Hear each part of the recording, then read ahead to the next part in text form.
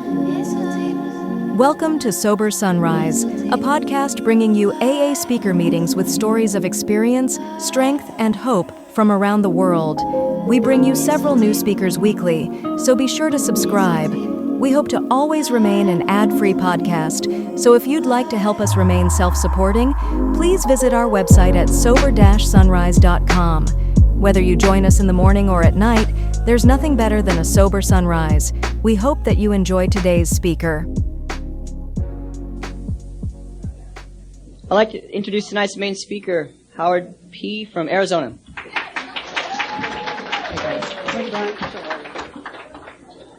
Thank you. My name is Howard, and I'm an alcoholic. Hi. Michael, thank you for inviting me to come and talk tonight. It's an honor to be here. I want to thank Brian for talking. Appreciate that. Brian gave a better talk than I'm going to give, but I'm going to take longer. I'm going to make up of it in quality for quantity. Congratulations to the guys and gals that took the chips. That's very, celebrating these milestones is a big deal for me, and I hope it is for you. I have a good life. I feel good about my life, and I expect to feel good about speaking here tonight. There's a couple things I'd like to say for those of you that don't know me. First, for the newcomers, speakers are not authorities in Alcoholics Anonymous. The Big Book is our primary authority. We have only one primary authority, that is God, as He speaks to us through the group conscience, but the Big Book is approved as our basic textbook by the group conscience. So that's our authority, and speakers aren't. And in recognition of that, when I'm asked to speak, I make up stuff and say that it's in the Big Book in order to add credibility to my talk. I make up page numbers, and nobody ever checks. I get through, I hear people say, well, he's not much of a speaker, but damn, he sure knew that Big Book, didn't he? I also, even though that's the main clock up there, I will from time to time look at my watch. I do not look at my watch to see what time it is. I look at my watch to give those of you that are worried about it a sense of optimism that I care what time it is.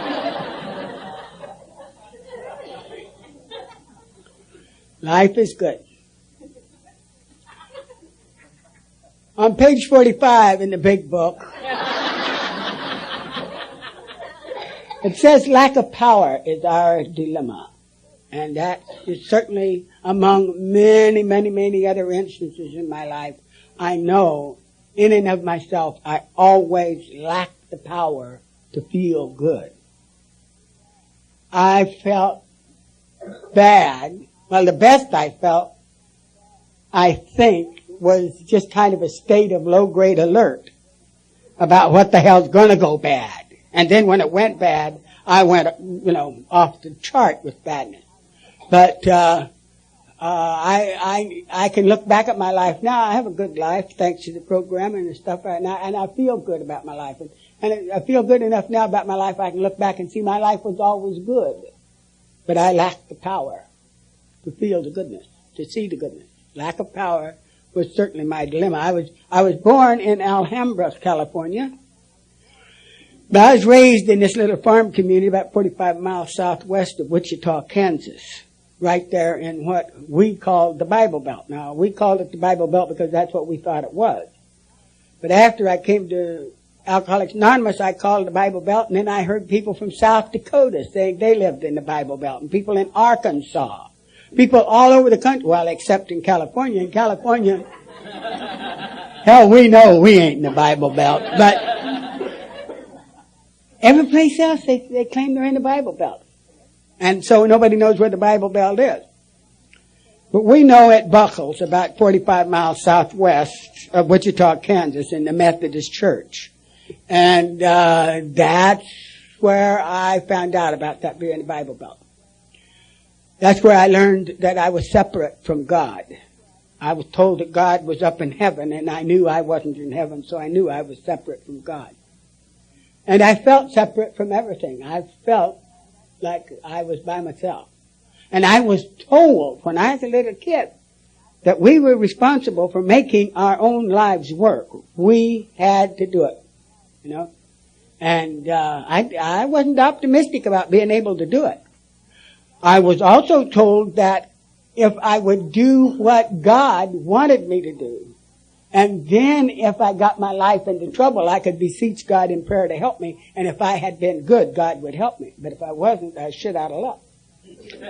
That was the way they said it in the Methodist Church. Maybe they said SOL, but we knew what that was. Under any circumstances, I didn't have any optimism. I couldn't make that work. I remember the first time that I prayed and knew who I was praying to and what I was praying for, and I was about 4 years old. And we all prayed in the Methodist Church for it not to rain because they were going to start wheat harvest that next day. So we didn't want it to rain till after wheat harvest, and I'm telling you, it rained that day. It hailed that day. The wind blew that day. It destroyed all the wheat in Sumner County, Kansas. And while nobody pointed the finger at me, I knew whose fault it was.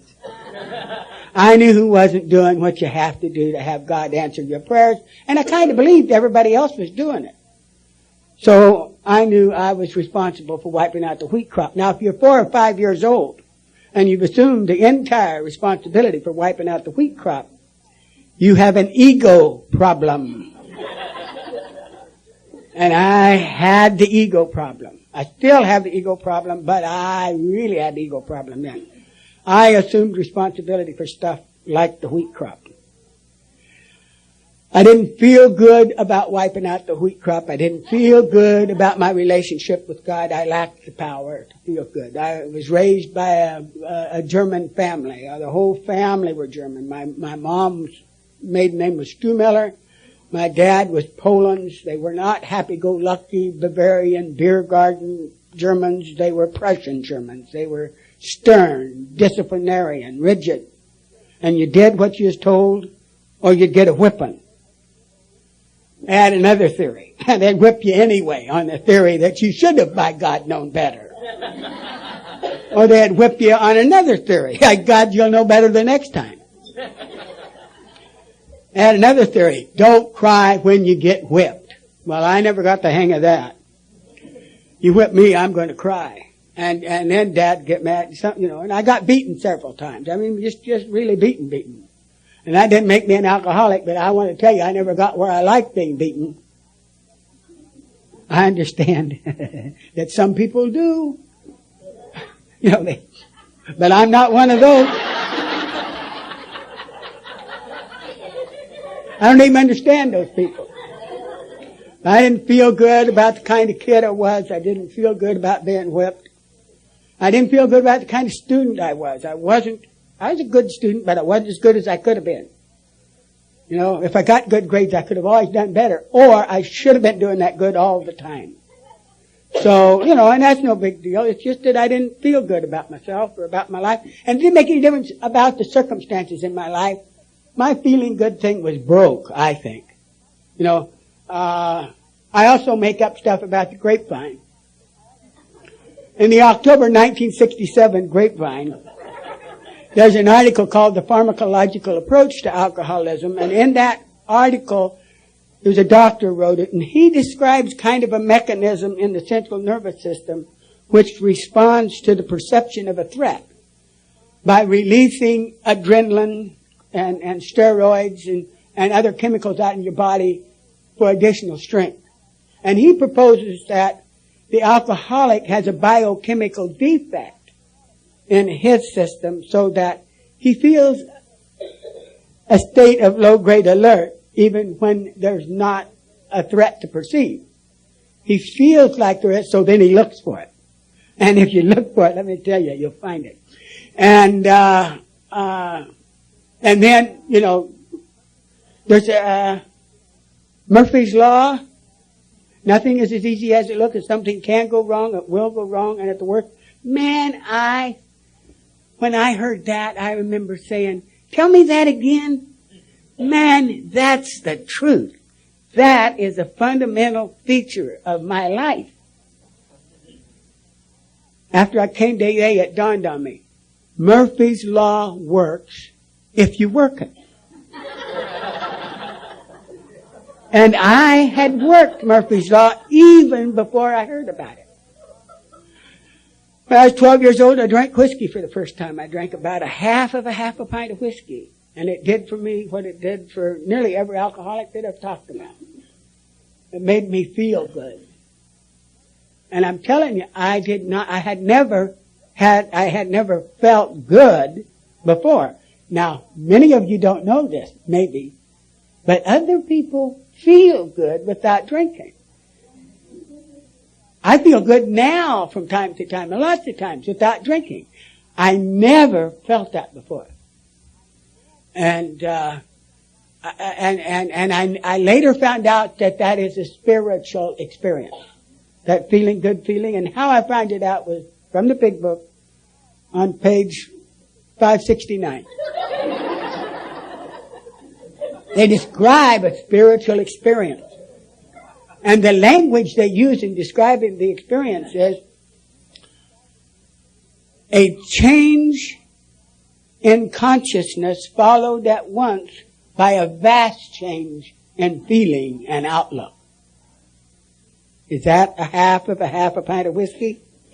You bet. A change in consciousness followed at once by a vast change in feeling and outlook. And for me, I have further verification of this being a spiritual experience from that same page where it says, this experience is frequently accompanied by a sudden spectacular upheaval. Mine always were. Always I would drink. I'd have that wonderful change of consciousness and then a little bit would have an upheaval. And I drank that way. I drank not to throw up, but I drank to have fun, be somebody special, have a good time. I never could do that, without the drinking. I never liked to throw up. When I was in the Navy, I asked some of the guys I ran with who didn't throw up, or if they did, I didn't see them. And I said, how do you not throw up? Oh, they had answers.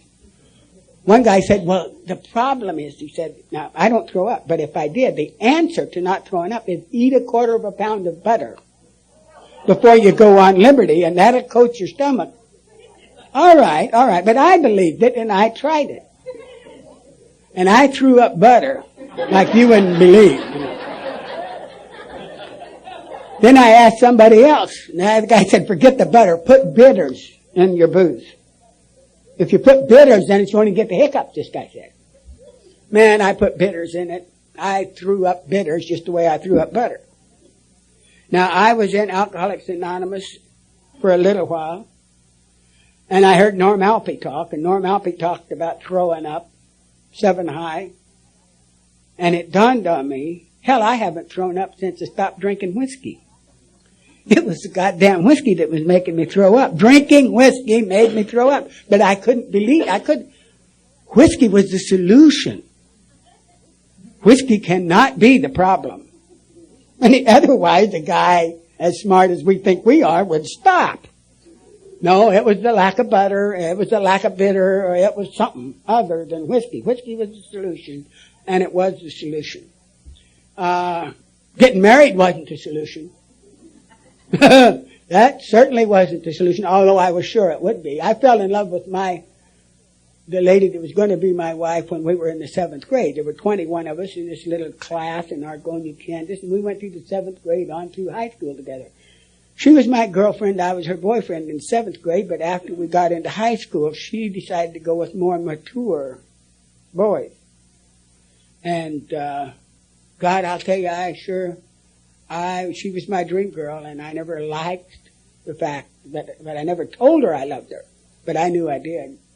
And then I came home in the Navy and when I was 20, and man, I courted her. I'd learned some Shakespeare and some other stuff, and so we got married. I was 20. I had a month yet to do in the Navy. And then we were married 20 years. Had 3 children. One of them's here tonight. And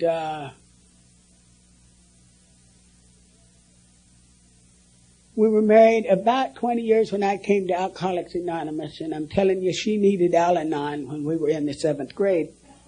And she never heard of Al-Anon until I came to Alcoholics Anonymous. So I'm telling you, she did not understand my drinking. And she didn't want to understand it. I tried to tell her. I told her one time, I had one of those deep, penetrating thoughts where you had insight into the foundation of the universe. And I was going to tell her, and I forgot what the hell I was going to say about halfway into the sentence. And she said, "You're drunk again." I'm glad I hated that, She said, I bet you 1,000 times, more than 1,000 times, she would say, "Don't you think you had enough?" And the fact was, no, I didn't think I had enough. If I could still think, I think I'll have another drink.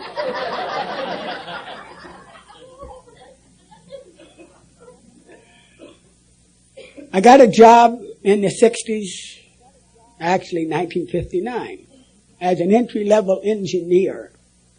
And I was a process analyst, and I was good at analysis, and I knew the processes that I was responsible for. So I was a good process analyst.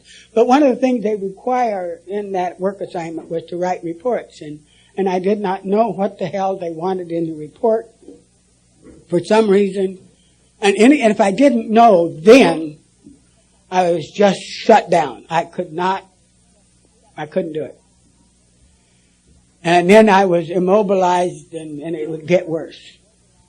And my boss criticized me for my report writing. And I didn't like that. I had to have this one report done on Friday, and it was Wednesday, quitting time, and I hadn't even started the report. And I took it home to work on it at home. And I never drank during the week back then. I drank on weekends. I was the captain of the patio party to make sure we had enough beer and stuff there. But I didn't drink during the weekends, during the week. But this night, there was about a half a pint of whiskey in the refrigerator, and I drank about half of that. And whatever had kept me from knowing how to write technical reports went away. And the pieces just came to, I knew how to describe as an introduction the analysis that I had performed. And then I went through step by step through the analysis and the results, and then in conclusion recommended corrective action. And I knew it was a good report, and I had a technical vocabulary that I didn't know I had. And I got this report typed up and circulated for approval. Everybody signed it. And my boss's boss came up to me a couple of days later and said, "Did you write this report?" And I said, "Yes." He said, "I knew you could do it if you just give us the effort." And I remember thinking, effort your ass. I gave you effort. It wasn't effort, it was whiskey. But I thought that, but I knew, don't tell him that. Let him think effort. They'll give you a raise for effort. They won't give you anything for whiskey. The important thing is, I know it was the whiskey. And I'm telling you, it was the whiskey. And from then on, and I wrote good reports, and I know many of you know, I was, in fact, smarter after I had about a half a pint of whiskey. And I did have a better vocabulary, and they were good reports. And I went from a process analyst to an engineer to a senior engineer, and I left General Dynamics Astronautics 1966 and moved to Hughes in Culver City as kind of a senior engineer, and then I was an engineering supervisor. And the only reason I ever only way I kept the job I had or got any promotion, because I drank whiskey. And I had discovered you don't have to wait till Wednesday night to drink whiskey. Hell, you can start any day at lunch. Then I found out you can start any time of any day. It's 4 o'clock in the afternoon someplace. And it worked up until about, well, there was a lot of trouble with it too. There was some trouble. Not with the drinking, but just there's a lot of trouble. Good thing I drank or I couldn't have stood it. But I'm having trouble with my wife. Now I'm having trouble with my boss. I can't explain to him that I have to drink whiskey in order to write reports. We know that I can't do that. And I got drunk one day at lunch, and he talked to me about it. The next night, he told me about a guy that worked for him who came back from lunch drunk, and he said, I demoted him, and I'll never get another promotion. So I got the message. I hadn't just fallen off the turnip truck. I mean, I got the message. The next time I got drunk at lunch, I didn't come back.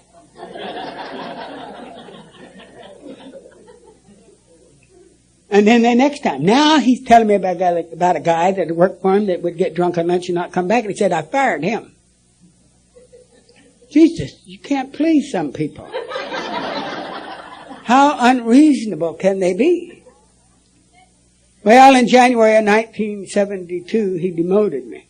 Took me out of my supervisor's job and said, you've lost credibility with me and with the people that you were supervising. Now, he didn't fire me. He put me on, cut me back to an engineer and gave me assignment to do special assignments for him. But he didn't fire me. See, those are what I call bottoms. And when I hit bottom, I got well again and drank. And soon after that, I had told my wife I was going to quit forever. I said, I know it. And my wife was always, for the last 20 years, every little whipstick, she was going to leave me. And I did not want her to leave me, so I would promise to do better. And I'll tell you, I would sweet talk her, I'd do Shakespeare, whatever the hell it took, so that she would stay.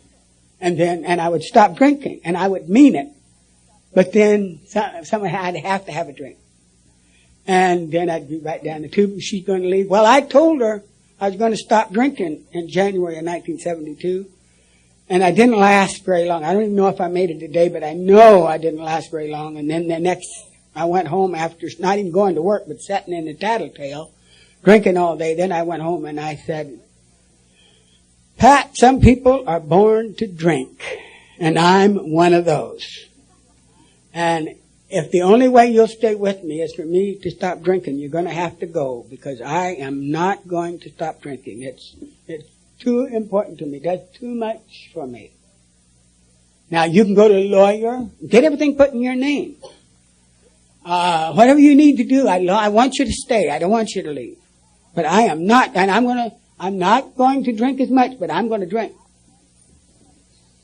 And the next morning when I woke up, I thought, Jesus Christ, why did you say that to her? You know, now you've got yourself, you ought to just shut up. You keep getting yourself in more trouble. All day long I sweat this. I came home and quitting time, and I said, did you go see the lawyer? She said, yes, I did. I said, you going to get stuff put in your name? She said, the lawyer says we don't have any stuff. Except a mortgage. And we're going to leave that in your name. But she said, the lawyer says that you sound like you're an alcoholic, and why don't I ask you to go to Alcoholics Anonymous? I said, Pat, Alcoholics Anonymous is for people whose life is in trouble because of their drinking. Why, our life isn't in trouble. If we get in trouble, I'll stop drinking. But we're not in any trouble. Not too long after that, after a weekend's drinking, a lot of drinking, my right leg didn't work it would work, but not every time, and I didn't know when it wasn't going to work. And when it didn't work, it would just double up, you know. And I'd do, I suppose, what a ballet dancer would call a pirouette. Just kind of face first into the wall. And I was seeing double. When I woke up, I was still seeing double. And a little while later, I'd seeing double. I could not focus my eyes together, so there's just one of anything. And 3 days of that was going on. And then my son, my oldest son, took me to the doctor. Pat, of course. I don't know if any of you guys have ever been to an Al-Anon meeting, But I've heard my wife speak at an Al-Anon meeting, and when she gets to this one place, she says, and all at once I realized that the only solution for my kids and I was going to be that Howard had to die. Everybody applauds. I mean, there's identification here. That seems to be a characteristic of people who belong in Al-Anon. Now, when we get to this place where I'm doing all of this stuff, and I have a convulsive seizure, Pat sees this as a mixed blessing. One, in a way, she's going to hate to lose me, but she's not going to have to kill me because it looks like I'm going to kill myself. So that was her confusing. I told the doctor when he asked me, I said, I don't drink at all. He said, my God, if you drank, I'd know what's wrong. I said, well, that's not it. In a little bit, he said, are you sure you don't drink? I said, Garrett, goddamn, you don't question my integrity.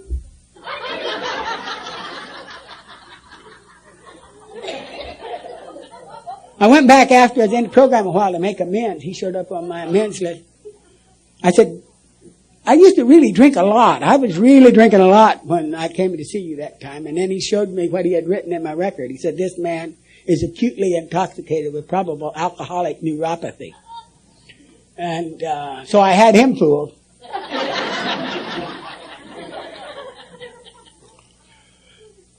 I had, during this period of time, got us hopelessly in debt. I say hopelessly in debt, but I got out of debt when I got sober. But I felt hopeless at the time. I had a credit card my wife didn't know about, and I was double the limit on the credit card, so I borrowed money, which she didn't know about, from the credit union, so I could pay the credit card down. And first thing you know, you guys won't believe this, but I'm double the limit on the credit card again. So I have to borrow more money from the credit union. Now, there's a lot of pressure. No, I mean, God damn, there's enough stress anyway without this stuff.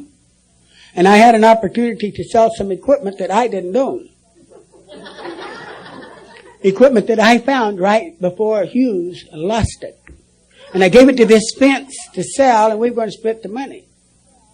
9 days later, I'm in the Tattletale. It's Sunday. I had just paid my tab. Friday. Now I'm broke. And I'm further into the tab on Sunday than I had been into the tab when I paid it off Friday. And I don't have any money or any hope for any money until next Friday, if I make it till next Friday. And I thought, I think I'll sell these industrial entrepreneurs here in the Tattletale some electronic test equipment that they might use in their factories. I think whiskey had stopped making me smart. The next morning, by the way, I didn't sell any test equipment, but when I came to the next morning, and the little paragraph on page 8, no words can express the loneliness and despair I found in this bitter morass of self-pity, quicksand stretched all around me. There was no bottom to this quicksand. You see, there were bottoms to all this other stuff. And I'd stop long enough to get well. And then I'd start again. But I'm telling you, there's no bottom here. The equipment is not there. The equipment is test equipment that has been calibrated in a test lab to standards and is scheduled for recalibration. And when it comes up to recalibrate, they're going to send somebody out to get it.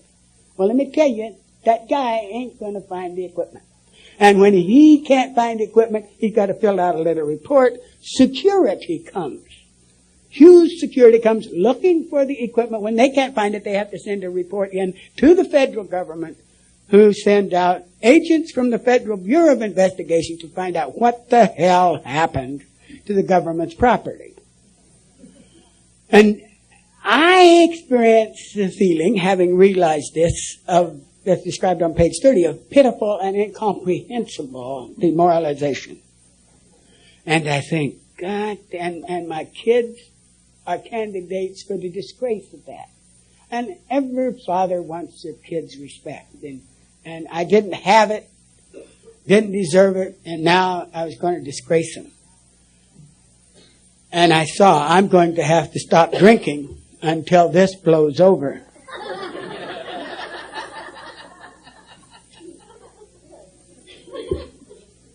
Then I remembered what Pat said about AA. And I thought if I call AA, that'll get me off the hook with her. This will be a good place to hide out. I will stop drinking or I'll cut down to beat hell until this blows over. And so I started to go to work. I stopped by the Quick Stop liquor store, got a half a pint of whiskey, and I drank it. Then I went to work, and I called the guy that I knew was the president of Alcoholics Anonymous worldwide, a guy named Kenny Sixbury. He used to drink in the Tattletale. He left the Tattletale, apparently went to Alcoholics Anonymous, and now been elected president. Me and those other entrepreneurs got our facts pretty straight, and that was the facts that we saw him in the Tattletale. And so I got his phone number and called him, and I asked him if he was in AA and if he'd take me to an AA meeting, and he said, yeah, are you drinking now? And I said, no, which is the truth. I had drank a half a pint, but right now I'm not drinking. He said, I'll try not to drink any more. Well, I drank more. I drank 3 more half a pints, and I was taking a lethal dose of pennies every day. And I took my bunch of pennies, and by 6 o'clock in the evening, I did not know why I had called Alcoholics Anonymous. Things aren't really that bad. I hope this guy don't show up, but he showed up driving a pickup truck, which was just what I thought the president of Alcoholics Anonymous would be driving. And I got in the truck and I said, I am not an alcoholic. He smiled. He still has a great smile. He smiled and said, I don't know if you're an alcoholic or not, but we're going to the right place. And he took me to the Culver City Studio Group, which just celebrated its 60th anniversary. It's an old group. It was a big book-based group. Bunch of old-timers. And I was warmly welcomed. And I'd made to feel at home. And I was telling each person I wasn't an alcoholic. And each person was saying, that's all right, you're in the right place. Except one guy named Charlie Pitts. I said, I am not an alcoholic. And Charlie said, you don't have to be an alcoholic to be a member of Alcoholics Anonymous or the Culver City Studio Group. You don't have to think you're an alcoholic. You don't have to say you're an alcoholic. He said, what is the requirement to become a member is a desire to stop drinking. And if you were drinking earlier today and you have a desire to stop drinking now, that's all that's required. And if you decide you want to be a member, then you are a member. If you have a desire to stop drinking and you want to be a member, that's the only nomination and that's the only vote you're in. He said, that's how everybody here got in. He said, whether you're here or not, your place will always be here. Nobody can take your place in Alcoholics Anonymous. And what a hell of a nice thing to say to somebody that hasn't had that many nice things said to him and shouldn't have, but I'm welcome here. And in the book, on Roman numeral page 8, it says something about we are 100 men and women who have recovered from a seemingly hopeless state of mind and body. And I know today that it is a seemingly hopeless state of mind and body only because Alcoholics Anonymous exists. If Alcoholics Anonymous did not exist, it is a hopeless state of mind and body for me. Because no place else in our culture is anybody doing anything or saying anything that could possibly have helped me. And Alcoholics Anonymous has. And one of the things about you guys that made the whole difference for me was whenever else in my life people tried to help me, right before they could tell me the answer to my problem, they had to tell me what I was doing wrong. God, I don't care how much I like you. If you tell me I'm wrong, I hate you. And I don't want to listen to you. You have no credibility. Just get the hell away from me. I don't want to be that way. I was that way. And it was all right with me to be that way, but I hadn't started out to be that way. That's just the way I was. And I had become a person where it was important to me to be right. And after a while, it was important for me that you know I'm right. And if you happen to see things different than I do, then it's important to me that you know you're wrong. And that was just kind of the way I was also. Didn't want to be that way, but that's the way I was. Did not want to be that way either, because I didn't even know I was that way. I just knew I was right, and you were wrong, and you should know it. I come to Alcoholics Anonymous, and nobody's ever told me I was wrong. Nobody ever told me I was full of shit. People told me that all my life, but you guys never have. What you've told me is what's wrong with you. You have told me what you used to be like, what happened, and what you're like now. You told me about not having the power to feel good in and of yourself. Having a knot in your gut.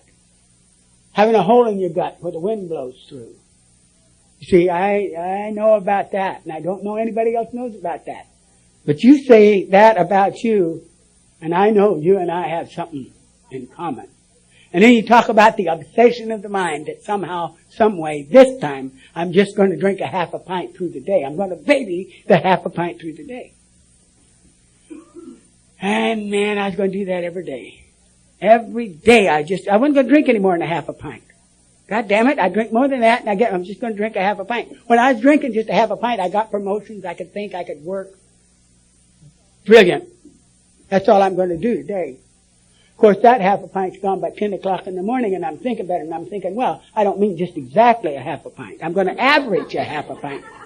I won't want a full half a pint tomorrow. I think I'll go get tomorrow's half a pint at lunch and have a drink out of it at lunch. And I won't mind tomorrow. Now tomorrow half a pint gone by 2 o'clock in the afternoon, and if it get off my back, I'll drink if I goddamn want to. I ain't hurting anybody. Then I stopped and get another half a pint on the way home, so that when I opened it in front of my wife and took a drink out of it, she would see why I smelled like I'd been drinking. Because she just saw me take my first drink. And she knew I couldn't drink very much, because by the time I finished that half a pint, I'd be sleeping on the floor. And everybody be relaxed. They'd be glad he's asleep, you know. Then I get up the next morning, you won't guess what an intelligent person like myself would think. In any other area of my life, if it hadn't have been the booze, if it had been something else, I would have thought, I can't have any more of that until Friday, because Monday I used it all up. You know, now I'm into Friday. Not then. Tuesday morning I get up, I go by the Quick Stop liquor store. Why? Because I'm going to get a half a pint of whiskey, and that's all I'm going to drink today. That's insane. That is an insane obsession. And coupled with that is a physical reaction that manifests itself in, for me, not a craving, but in me wanting to have another drink. And having it. And then having another. And then wanting another and wanting another. And taking them. I told that to my sponsor. I never craved a drink. He said, well, there's a kind of alcoholic who once they start drinking, they keep slugging them down so fast that the craving doesn't have an opportunity to set in. I'm one of those. Now I can look back and see I had a lot of cravings. And anyway, it was a wonderful experience for me, and I was warmly welcomed. And after the meeting, I told Kenny that I was an alcoholic. I said, I'm an alcoholic, but it won't work for me because of all that stuff about God. And I'm not going to work the steps. He smiled and said, when you got in the truck to come to the meeting, the first thing you said is, you are not an alcoholic. Now, after one meeting, you get in the truck and you say, you are an alcoholic, but you're not going to work the steps. And it won't work for you because of God. He said, you don't know it, but on page 30 of our big book, it says, when we fully concede to our innermost selves that we are an alcoholic, that's the first step in recovery. And so you're already taking the steps, but you don't know it. He said, what has worked for me and what I would suggest to you is to not drink. Don't take bennies. I hadn't even told him I took bennies. Don't know how he noticed. Unless he noticed I said the same things over and over really fast. Go to meetings sober and listen like someone would who wants to learn some new answers for how to live their life. And he said, I did that, and time again, I would hear somebody describe a solution to a problem that I didn't know I had until I heard them describe that solution, and my head would say, if I would do that in that same situation, my life would be better. And he said, in those situations I would do that, and my life has gotten better. So don't drink. Don't worry about the steps. Just don't drink and go to meetings. And I did that. And I got laughed. I'd never laughed before in my life. I remember Flo D, who some of you guys would know from years and years ago. She lived in this area, and she's a wonderful gal. She brought laughter to me like nobody ever had. And she talked about shaking her fist in God's face and saying, why me? She said a booming voice came to me and said, because, Flo, there's something about you that pisses me off. Now, I knew she hadn't heard that. But I loved her. I loved her for saying it. I heard Tommy O'Mara say, if you make one mistake and brood about having made that mistake, you've made two mistakes. And the brooding is probably the worst consequence of the first mistake. I knew that I'd made my mistakes like that too at the time, all my life. I heard Ski from San Diego say he was 36 years and learning that all the people that he hated didn't feel it. Guy named Archie Johnson, who you'd recognize if you saw Archie passed away. He was an actor. I loved Archie. Archie said one night when he was speaking, I'm so busy today wanting what I was getting that I didn't have time to worry about getting what I wanted. And in AA, we learn to live in the now, right now. And whatever's happening right now, love that. Because that's what's going to happen anyway. And not liking it makes the situation worse. I thought, let's jab Archie in the eye with a sharp stick. Let's put his theory to test. Because that's the way I am, and that's the way I think. I know it all, and I'm right. But I go outside and it's raining, and I've hated the rain since I wiped out the wheat crop, for Christ's sake. And I say it's going to rain anyway. That's what Archie meant, and I'm going to love the rain, and it's that easy. I'm telling you, it's that easy. There's nothing complicated about it. I just love the rain because I decided I was going to love the rain. And then when it stopped raining, I had to adjust my attitude. Went to a meeting one day. I wasn't ever going to go to a meeting again. There was many nights, many days I was not going to go to a meeting because the day was bad. And I would say, AA don't work. I am not going to go shake hands, grin like a baboon and say, isn't this wonderful? It is not wonderful. And I'm not going to meeting. I'm not going to drink, but I'm not going to meeting. Every night that I said that, every day that I said that night I forgot I wasn't going to the meeting, and I went to the meeting. And this night it was the Malibu meeting on Saturday night, and Don Gates was the speaker, and Don Gates said that night in a wonderful talk, he said, if you're new in AA and you're not working the steps, AA will stop being fun, and you'll decide that AA doesn't work. And you decide you're not going to meetings anymore. You're not going to drink, but you're not going to go to those damn meetings. He said you don't go to meetings for a while, then you'll go to the bar and order a drink. And if you do that, and the bartender says, what's the matter? I thought you was going to AA. Don't AA work? He said, if you're not working the steps, be honest with him and tell him you don't know if AA works or not because you wouldn't try. There's nothing in my head to pop off about that. I knew that that was true. And I made a commitment to myself that I was going to work the steps. Not that I expected anything to happen, but if they didn't, then I could say it don't work. But I cannot say it don't work if I won't do it. And I did a fourth step, and I discovered in the fourth step that my dad is not my problem. My dad whipping me is not my problem. My problem is I am afraid. And because I'm afraid, I cannot get out of my own way unless I'm pissed off. That's the only way, my only source of strength. That and dishonesty and other selfish and self-seeking things. That's the problem. I don't know what the hell I'm going to do about it, but I do a 5th step and a 6th step and a 7th step. In the 8th and 9th step, my sponsor tracked down the equipment that I'd stolen and sold, and my wife and I went to the bank and borrowed the money and bought the damned equipment and took it back to Hughes. I started to tell my boss I was bringing it back. He said, just go home. I'll see you in the morning. When I come in the next morning, he called me into his office. He said, I had that equipment recalibrated. It's in perfect working order. I don't know where it's been, but I know it wasn't stolen. If it was stolen, I wouldn't have it, and I have it. Isn't that right, Howard? I said, that's right, Tom. He said, I read the procedures last night, company procedures on this, and it says we have to fire anybody that steals from us. And I couldn't find any provisions for bringing this shit back. So if I was you, I'd never say anything to anybody about this. I said, I won't. And I haven't. I'm quitting. My time's passed up. I'm quitting, but I'm going to quit with this. For the newcomer. Now, the other guys here that have some time have had this experience, so they know. They'll vouch for me. When I woke up now, any time from when I took the equipment until after I took it back, I would have told you as honestly as I can, I do not care that I stole the equipment. I just don't want to get caught. I do not want the consequences, and that's the reason I don't want to take it back. I mean, this is insane to take it back.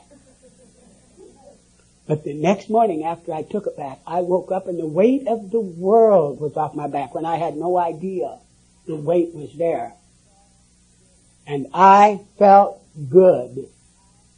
And I hadn't drank. And I hadn't used. And I had goosebumps. And I don't know how long the goodness lasted, but it embedded itself in my mind. So lots of times when I'm telling you about it, I feel it again. Lots of times when I think about it, I feel it again. And I keep doing this thing, and these good things happen. And I feel it. And I remember it. So that this morning when I woke up, I knew I was going to have a good day. And I have had a good day. I could have never had a good day except for Alcoholics Anonymous.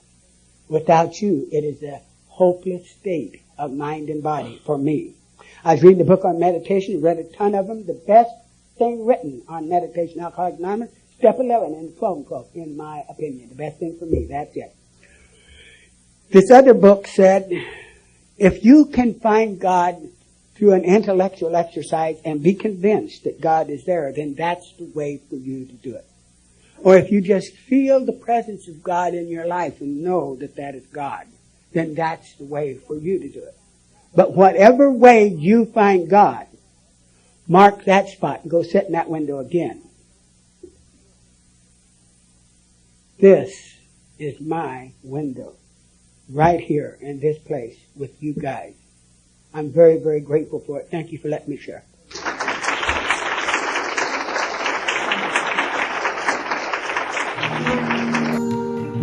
Thank you for listening to Sober Sunrise. If you enjoyed today's episode, please give it a thumbs up as it will help share the message. Until next time, have a great day.